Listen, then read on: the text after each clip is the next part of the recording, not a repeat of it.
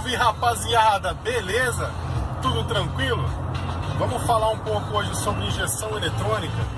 Para quem tá querendo, né, sair do carburador e montar uma injeção eletrônica aí, algumas dicas para poder te ajudar. Galera, é o seguinte, tem muito meio de você montar. Um deles é você ir lá no Mercado Livre, por exemplo, e comprar um kit completo. Mas eu acho que sai mais caro. Eu já montei aqui no meu carro, de outros carros aqui também.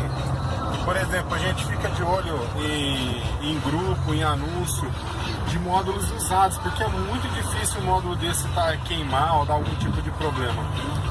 Então é tranquilo.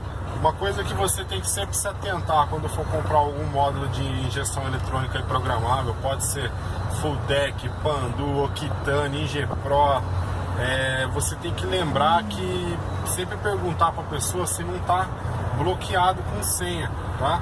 Porque senão você tem que levar lá para o fabricante para tentar, para eles conseguir tirar a senha lá para você. Então é um dos detalhes mais importantes, né? Se puder fazer um teste também é legal. Às vezes o pessoal manda um vídeo funcionando, alguma coisa do tipo assim, também ajuda bastante, tá? Vamos lá, o que mais que dá pra gente dar uns toques aí sobre injeção eletrônica? Outra dica também que é legal, cara, se você for montar, por exemplo, um 6 cilindros original, comando original, cabeçote original, você pode usar o distribuidor, né? Você pode usar o distribuidor para controle da ignição, tal, fazer a parte de rotação do motor. Agora, se caso for um motor turbo ou um aspirado que vai ter mais giro, saia fora do distribuidor, que não funciona, não fica legal, não resolve os problemas. O ideal é roda fônica 60-2. Aí são as opções, ó. Você tem que pôr a damper com roda fônica, só aí já vai morrer uns R$1.000 de roda fônica e damper. Também tem a opção de, que nem eu já fiz, usar do ômega, tá? Se você quiser usar uma roda fônica, mas tem que travar a parte da polia harmônica da polia do ômega, que é o contrapeso que tem na polia ali, porque senão, se der muito giro, aquela borracha desgruda dela e ela solta. Então tem que travar aquilo ali para não soltar. Mas o que você teria que fazer para usar do ômega? Aquela tampa de distribuição que tem do comando, tira ela fora, põe a do ômega lá que vai entrar certinho. Só tem que fazer um recorte numa parte de cima, que é onde está um suporte para você colocar o alternador do ômega, se eu não me engano.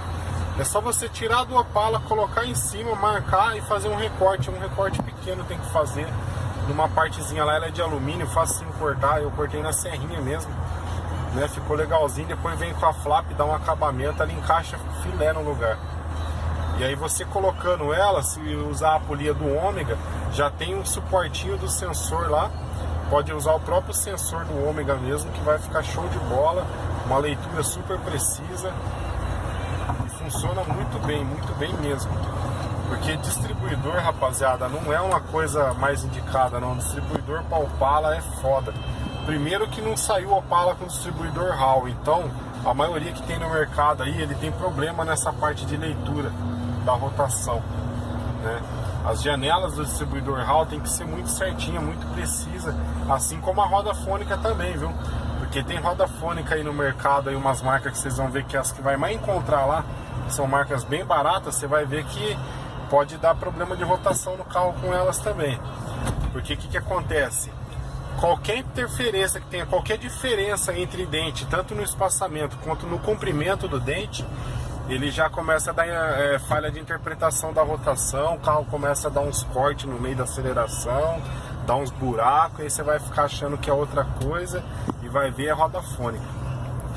Então tá aí a dica aí, ó, distribuidor e roda fônica, fica ligeiro, que é uma dica importante essa daí. Já sobre os injetores é o seguinte, a dica para 6 cilindros, se for motor original, opta pelos de carro originais, por exemplo, do Volvo Turbo 42 libras, alimenta bem, de Tempra, de Astra retrabalhado, vai alimentar legal. Mas o do Volvo, por exemplo, que é o de 42 libras, já vai perfeito e é um injetor que é bem barato. não vai te custar muito. Agora,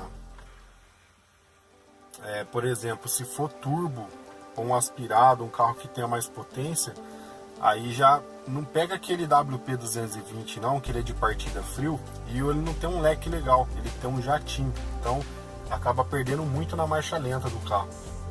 Então a parte de pisar, quando tiver, né, de meio acelerador para cima, ele vai bem. O problema é a lenta, é você andar devagarzinho com o carro, por exemplo. O carro é mais difícil você pegar a marcha lenta com o carro, entendeu? Porque o IWP220, eles são... O tipo do jato dele não é muito legal, não. Ele é um bico que até na parte de alimentação dele é legal, né? Porém, você pode usar, só se quiser usar como bancada B, por exemplo. Aí põe lá 6 de Astra para poder fazer bancada A, né? Que aí você vai deixar a baixa e média rotação ali e entrando a B para média e alta já. Aí fica top. Rapaziada, eu já falei um pouquinho aí também, ó, sobre os bicos injetores de combustível, tá? Eu só quero acrescentar uma coisa aí sobre os bicos injetores, que é o seguinte: alta impedância e baixa impedância. Quando você for comprar um bico, você tem que se atentar nisso, porque os bicos de baixa impedância, ele precisa de um módulo auxiliar. Esse módulo auxiliar chama o Pick and Hold. Esse Pick and Hold, ele é para ajustar a capacidade, a potência do bico, né?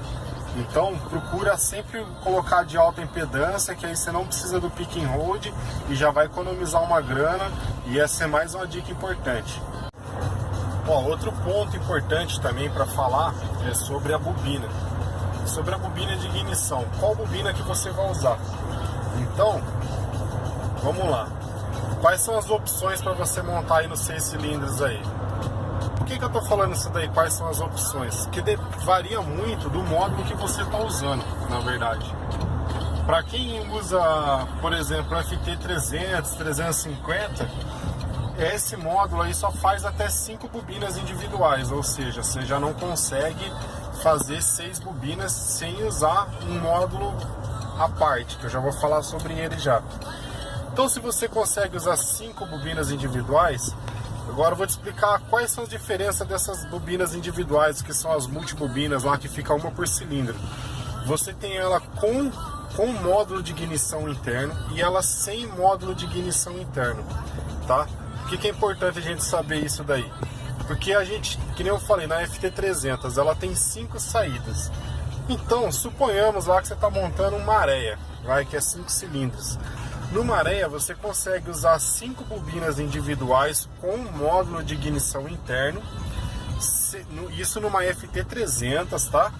Sem precisar de usar o módulo adicional, que é a Spark. Por exemplo, da Fulltech lá, que tem a Spark Pro, Spark Pro 6, que ela vai gerenciar aí 6 bobinas para você. Então nela você consegue daí, no caso, fazer usar 6 bobinas para quem tem uma FT300, tá?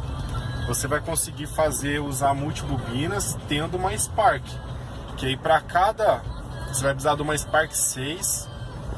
Para cada sinal você vai usar 3 sinais de saída de bobina. Para cada sinal você vai duplicar ele e vai sair com o módulo. Esse Spark, ele é assim, ele tem 6 entradas e 6 saídas. Para cada sinal você vai pegar e vai dividir em 2 entradas, e as saídas vão ser individuais mesmo para cada bobina. Por que eu estou falando isso daí?